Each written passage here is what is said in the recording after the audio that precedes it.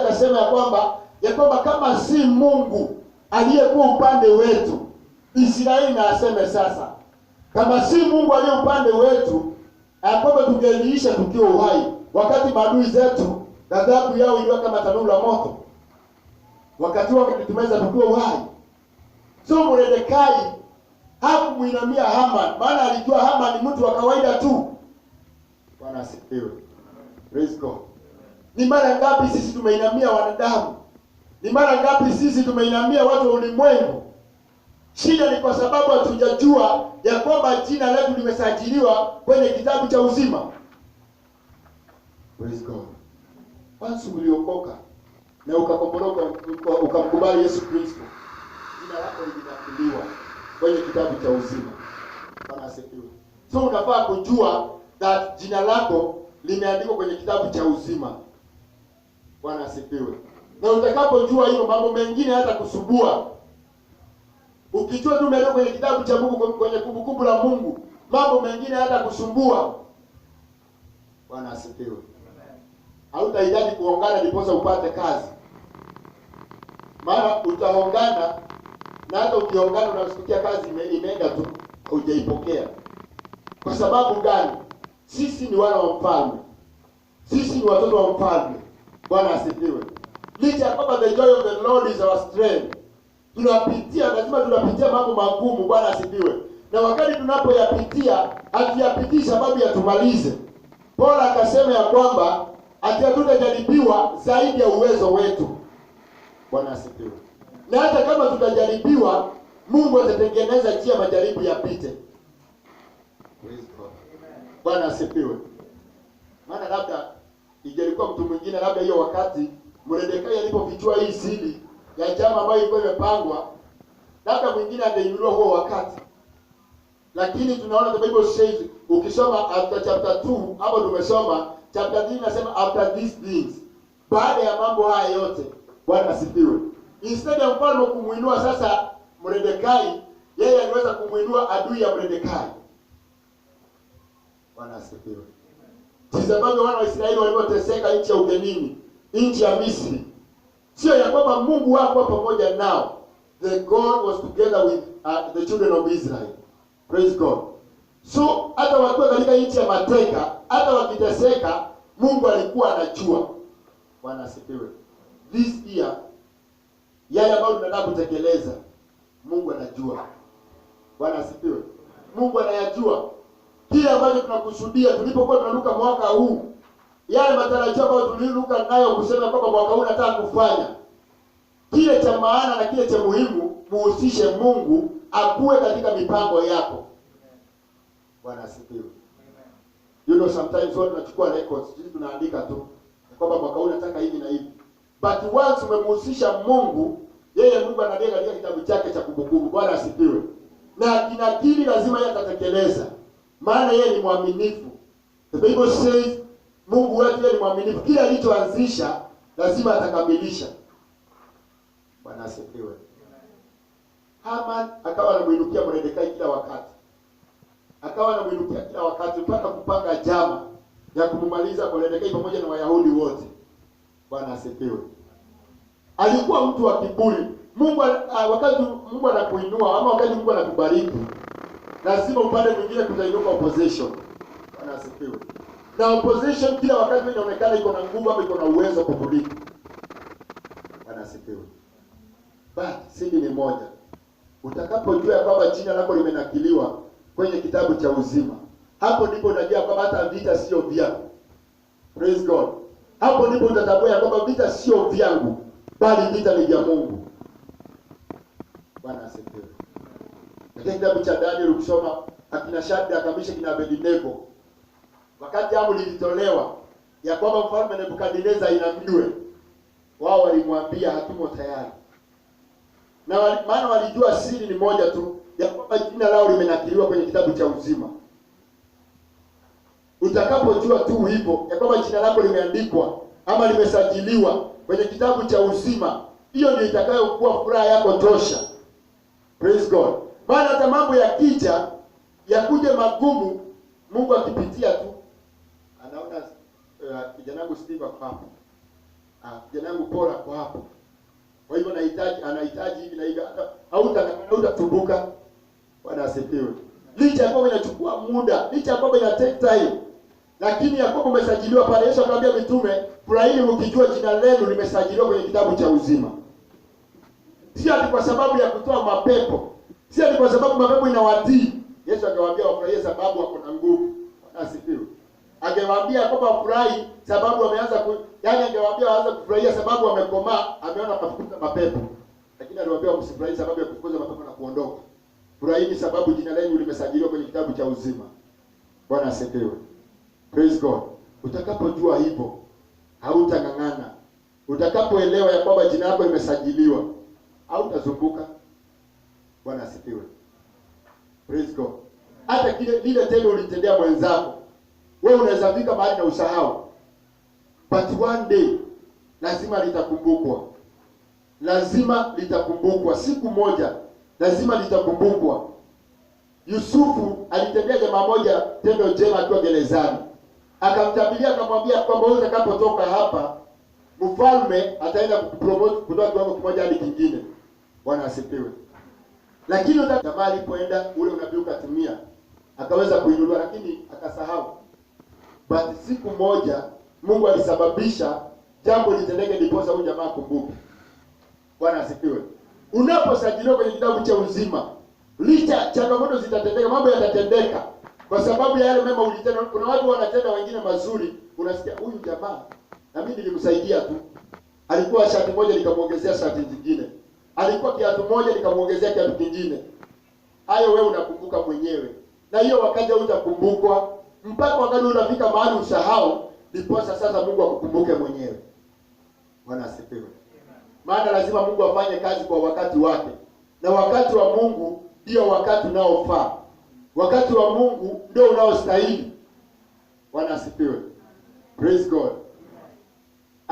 Katika chapter 4, baada ya Mordekai kujua ya kwamba jinsi ambavyo Bino ambao Haman anapanga kuwamaliza na kuangamiza, wao walipanga sasa kile kitu ambacho tumeambiwa na mtumishi wa Mungu, lazima tujue kile tunachoombea.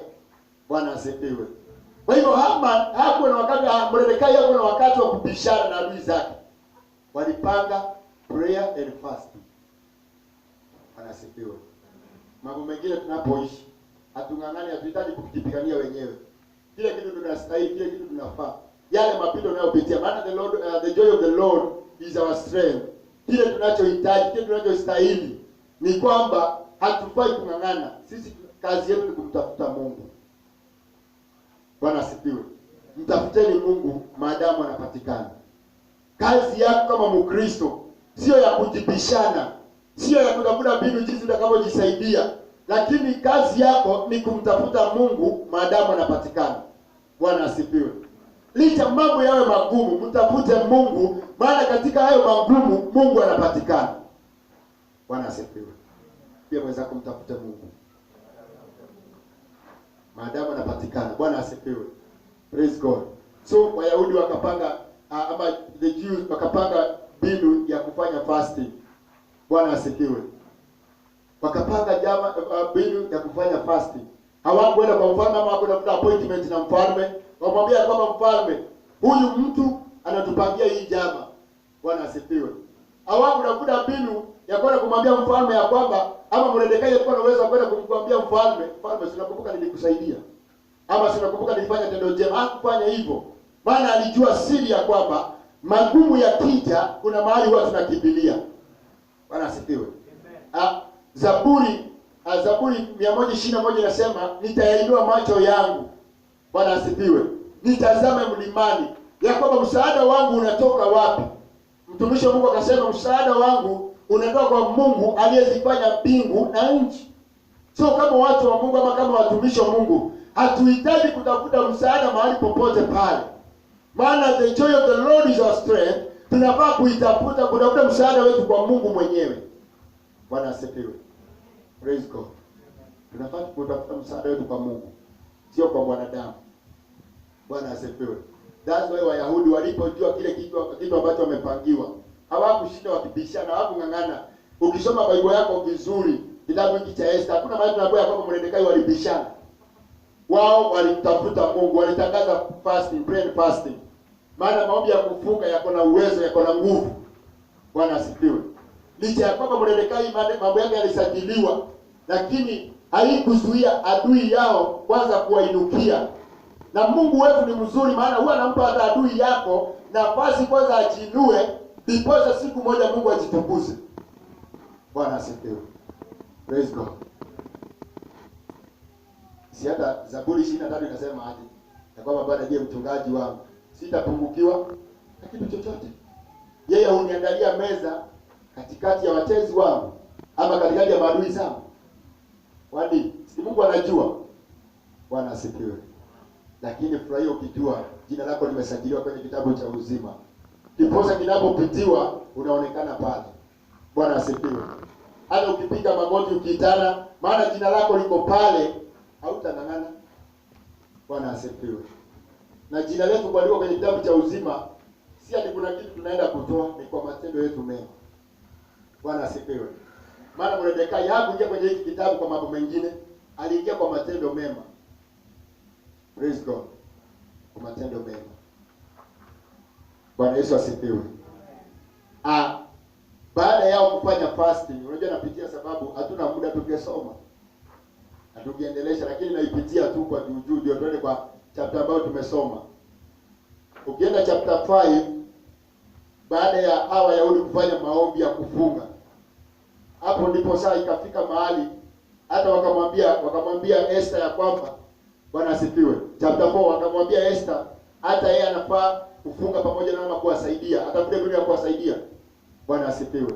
Kwa hivyo kila hali, kila mambo yanapotendeka, Mungu huwa ametenga, huwa anafanya jambo kwa kusudi na sababu. Unajua Mungu alijua kusudi la Esther kuwa mahali pale ni kwa sababu ya wakati kama huu. Maana Mordekai alimwambia Esther, ni nani ajuae ya kwamba uliteuliwa kwa ajili ya wakati kama huu? Bwana asifiwe. So mambo yanapotendeka, Mungu huwa amepanga from beginning. Bwana asifiwe. Huwa anajua suluhisho na mambo huwa yanaruhusiwa yatendeke ndiposa Mungu ajitukuze. Bwana asifiwe. Majaribu yanapokuja, yanakuja kusudi Mungu ajitukuze. Maana kupitia majaribu, hapo ndipo huwa tunapata wimbo wa ushindi. Hapo ndipo huwa tunapata wimbo wa kusema kwamba Mungu ametenda. Bwana asifiwe. Kwa hivyo hapa chapter 5 tunamwona Esther mwenyewe akimwendea mfalme sasa. Bwana asifiwe. Praise God. Maana katika wakati ule haungeenda kwa mfalme hivi hivi tu. Praise God. Lakini Esther alisema ya kwamba ataenda kwa mfalme. Ukisoma chapter 5 verse number 1. Tusomewe hapo tu. Verse 1 and 2.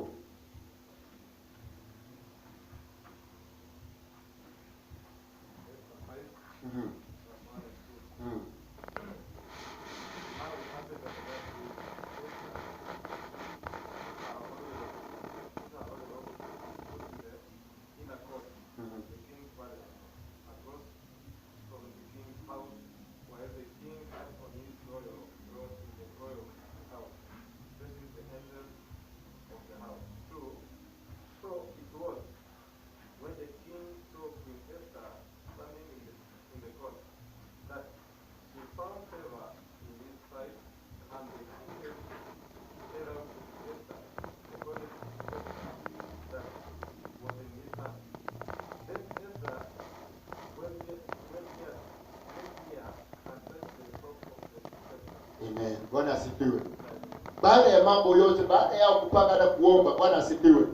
Kwa hivyo kumaanisha kwamba stage za kwanza, tunapotenda matendo mema tunasajiliwa kwenye kitabu cha uzima.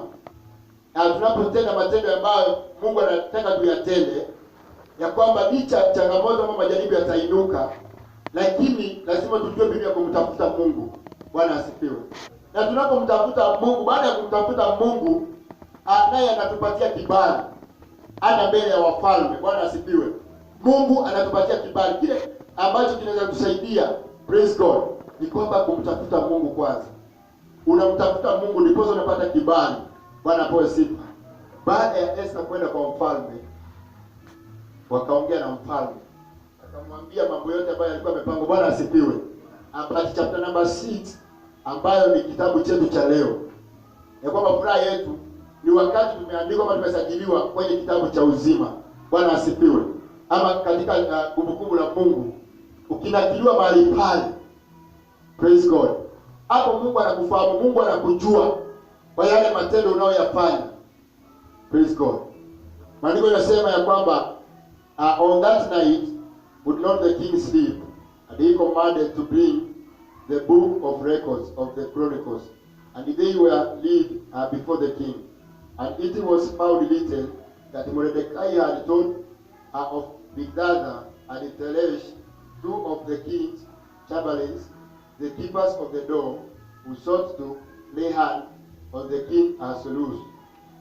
And the king said, what honor and dignity had been done to Mordecai. For this then said the king's servant that ministered unto him, there is nothing done of him. Bwana asifiwe. For him. Praise God. Kwa hivyo yale matendo ambayo tunatenda, Bwana asifiwe, kitabu cha kumbukumbu kinachotolewa ndio tunaanza kukumbuka katika mambo yetu ambayo tumeyatenda. Bwana asifiwe. Licha kwamba ulipitia mambo magumu, but this year wacha Mungu akakukumbuke kwa kazi ambayo unaifanya. Wacha Mungu akukumbuke kwa ile kazi unayoifanya. Kwa hivyo kile unachokifanya kiwe kizuri, kifanye kwa bidii na usichoke. Maana siku moja kitakumbukwa. Bwana asifiwe. Siku moja utakumbukwa. Mfalme huo usiku akupata usingizi, akaagiza kitabu cha nakala kiletwe mbele zake. Bwana asifiwe. Na unaona tulisoma katika chapter 2. Kwa hivyo chapter 3, chapter 4, chapter 5 ni yale mapito wana Israeli walikuwa wanapitia. Wayahudi walipitia. Bwana asifiwe. Kwa hivyo baada ya mfalme kusoma kile kitabu, akauliza, je, Mordekai alifanywa nini? Akaambiwa hakuna kitu alifanywa. Bwana asifiwe. But I thank God for one thing. Wale watu ambao ni maadui zako, wale watu ambao hao maadui zako, wale ambao unaona hao ni maadui zangu, hao tu ndio Mungu anatumia kusudi wa kupeleka kwa another level. Bwana asifiwe. Yusufu alipowekwa kwenye shimo na ndugu zake, wakati walipanga tena jamaa ya kumuuza, wale walikuwa na uwezo, sio walimtoa mikono tu iliyomweka ndani ndio ilimtoa tena. Bwana asifiwe. Mikono ya ndugu zake ndio ilimuinua Yusufu kutoka kwenye shimo. Bwana asifiwe. Yeremia alipowekwa kwenye shimo, wakati wa Zekaria alipowekwa ndani ya shimo, wale watu tu walimweka ndani ndio mfalme aliamrisha wamtoe tena. Bwana asifiwe. Danieli mwenyewe alipowekwa kwenye shimo la simba, wale tu watu waliomweka ndani, the same people ndio walimtoa. Bwana asifiwe. Hao watu tu ndio waliweza kumtoa. Kwa hivyo Mordekai baada ya mfalme kuuliza na kusema hakuna, katika verse number 4, tunaona mfalme akianza kuagiza ama akianza kusema ya kwamba atafutiwe mjiza ambao mtu ambaye mfalme anapenda jiza na stahili kufanyiwa. Verse number 4 tusomewe.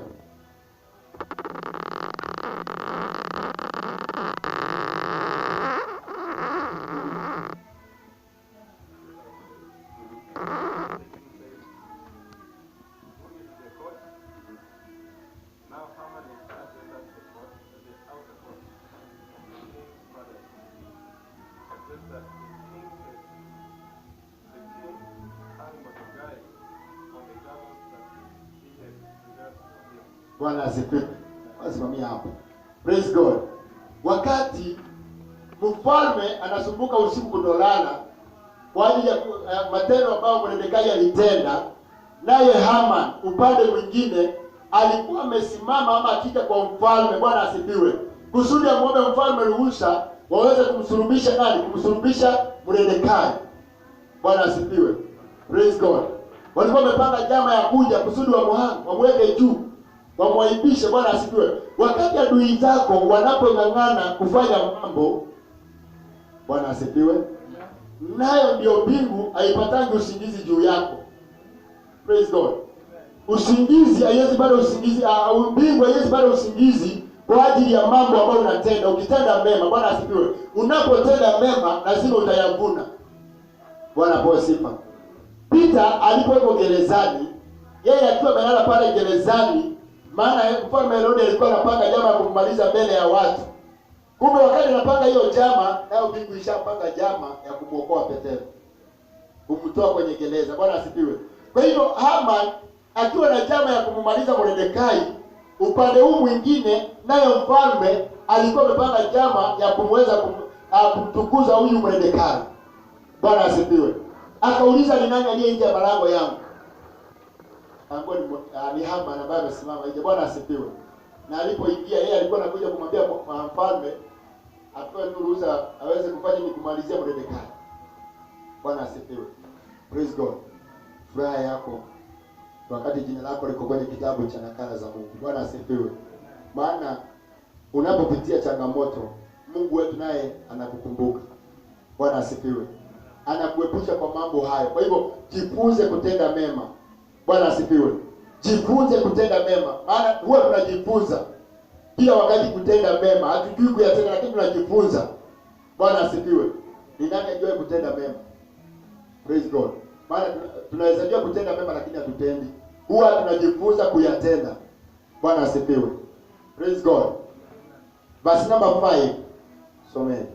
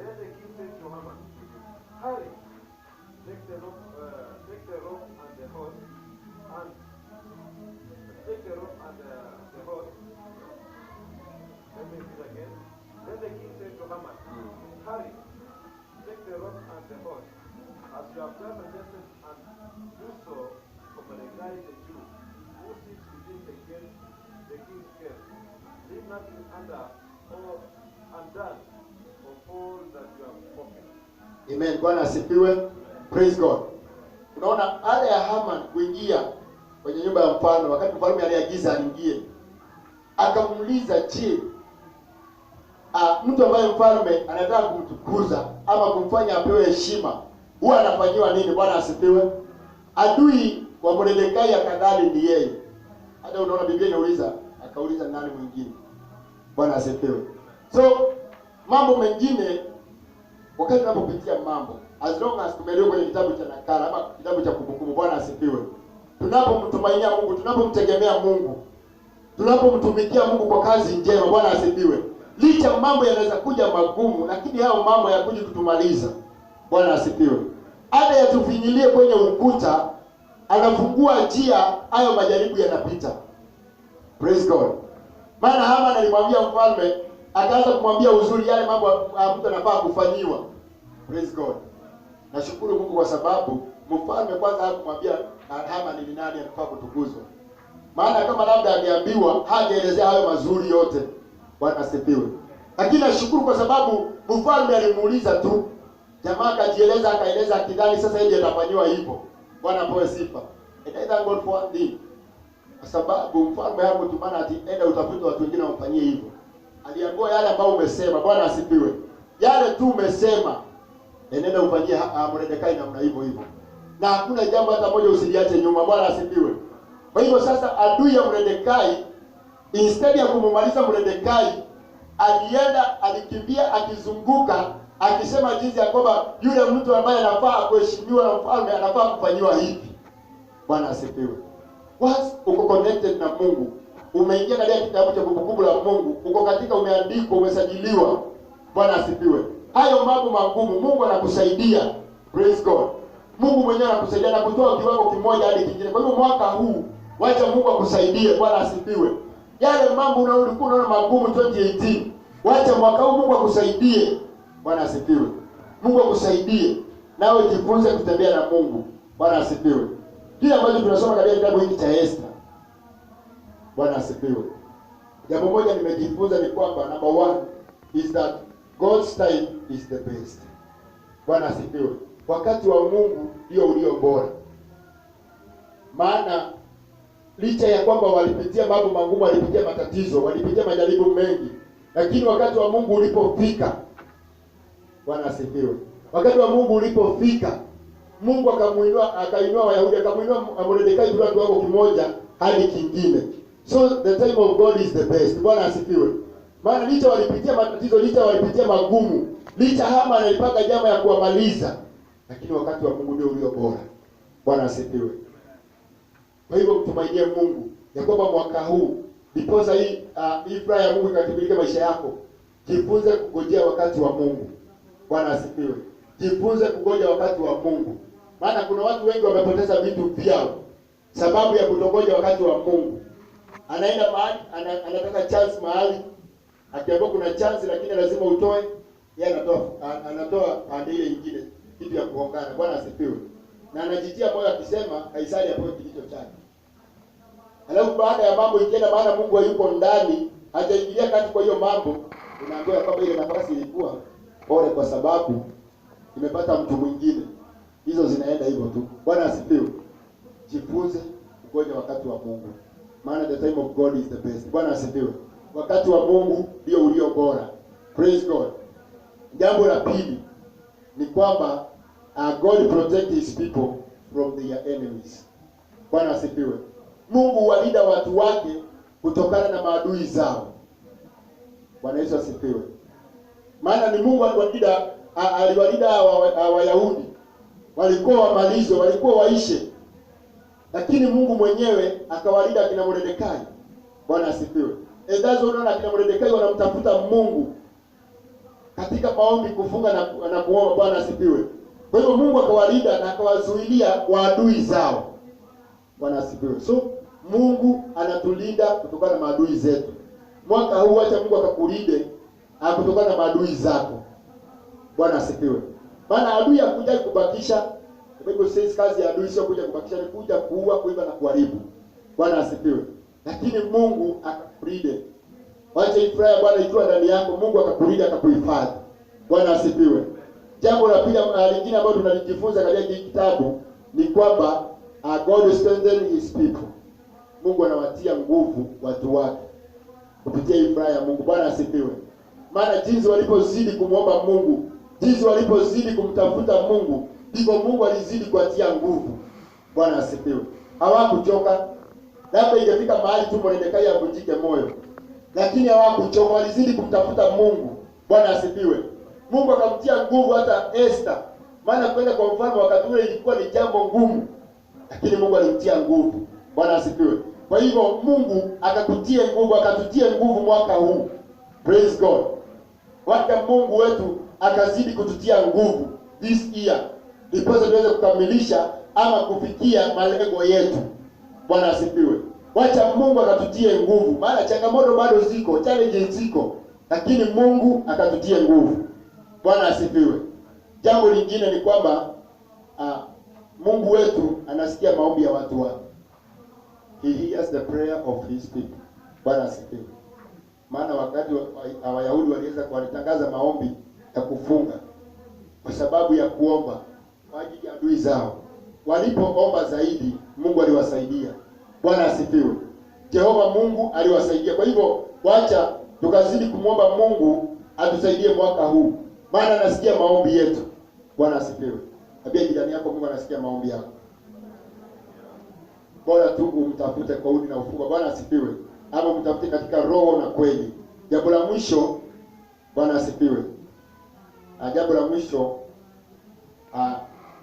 yeye anawaheshimisha watu wake kupitia maadui zao. Bwana asifiwe. Mungu anakuheshimisha kupitia adui zako. Maana sio kazi, haiko kazi ya mfalme kwenda kuzunguka akisema ya kwamba ati mtu ambaye mfalme anafaa kuheshimisha anafaa kukaa hivi. Bwana asifiwe. Ilikuwa ni kazi ya huyo adui wa Mordekai. Kwa hivyo Mungu atafanya, Mungu anatumia maadui zako tu. Bwana asifiwe. Kwa hivyo acha hata unapopatia makubwa, adui anapozidi kuwa wengi, zidi kuombea. Bwana asifiwe. Praise God. Maana Mordekai hakupotea katika hiyo nchi. Hakuweza kwenye kazi yake ya kukaa malangoni. Bwana asifiwe. Lakini walimtafuta Mungu. Naye Mungu akatumia huyo adui yao kuweza kumuinua. Bwana asifiwe. Praise God. Kwa hivyo awache furaha yako ikatimilike ukijua kwamba umesajiliwa kwenye kitabu cha Mungu. Bwana asifiwe. Na hiyo itakusaidia mwaka huu. Tusimame kwa miguu yetu.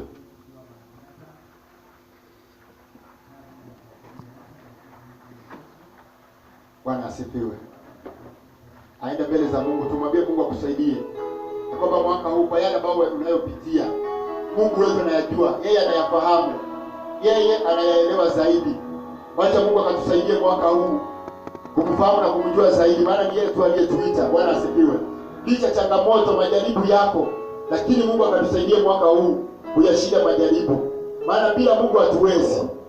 Si kwa nguvu zetu, si kwa uwezo wetu, si kwa akili zetu. Bwana asifiwe. Si kwa sababu tunaitwa wana wa Mungu, lakini kwa sababu Mungu wetu ndiye ako na uwezo wa kutusaidia. Kwa hivyo mwambie Mungu akusaidie mwaka huu kutembea na yeye. Umweke Mungu karibu, katembee na yeye, akusaidie maishani mwako. Maana Mungu wetu ni mwaminifu. Father, we bless you. Lord, we give you praise and honor, God, for there is none like you. Tusaidie Bwana kutembea pamoja na wewe, kujua na kukufahamu zaidi. Mwaka huu tunaomba ya kwamba tukufahamu zaidi Bwana. Tunapojua ya kwamba jina letu limesajiliwa kwenye kitabu chako Bwana. Tusaidie, maana ni mama na mwaminifu. Hakuna mwingine kama wewe. Tunakupenda, tunakuabudu na kuheshimu. Wewe ni mwenye nguvu, wewe ni mwenye uwezo, wewe ni mwenye mamlaka. We thank you, God. We exalt your name. There is none like you.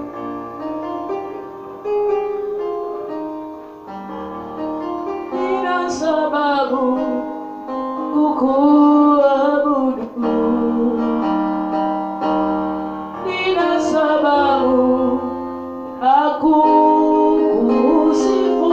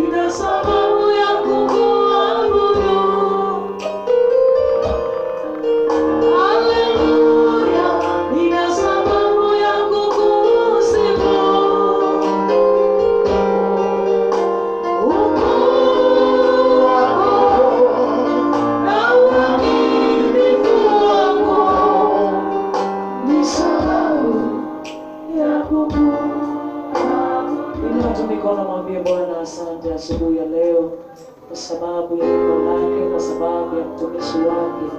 Baba wetu, tunasema ni asante asubuhi ya leo. Tuna sababu ya kukusifu, tuna sababu ya kukuabudu, kwa sababu Bwana, tangu asubuhi umekuwa mwema hadi wakati huu. Tumeona ukitumia watumishi wako kwa njia ya ajabu. Baba yetu, tunalipokea neno lako, Mungu wa rehema. Maana wewe Mungu wetu ni mwaminifu. Kupitia Bwana neno lako tunapata uzima. Tunakushukuru na tunakuhimidi Mfalme. Hata Bwana, siku ya leo tunapokuwa katika uwepo wako, tunazidi kuomba ya kwamba Bwana ukatuzungumzie kwa njia kuu. Wewe ni mwema, hakuna kama wewe. Tunafungua Bwana mioyo yetu kwako, ili Bwana ukapate kuzungumza na maisha yetu. Tunafungua mioyo yetu, Mungu wa neema, ili kwamba Bwana ukapate nafasi ya kwanza, katika jina la Yesu Kristo. Uhimidiwe na uinuliwe daima Bwana, maana hakuna Mungu kama wewe. Katika jina la Yesu tunaomba na kuamini, amen. Pigia Yesu makofi mazuri. Shangwe vigelegele kwa Yesu. Shangilia Bwana kwa makofi. Haleluya.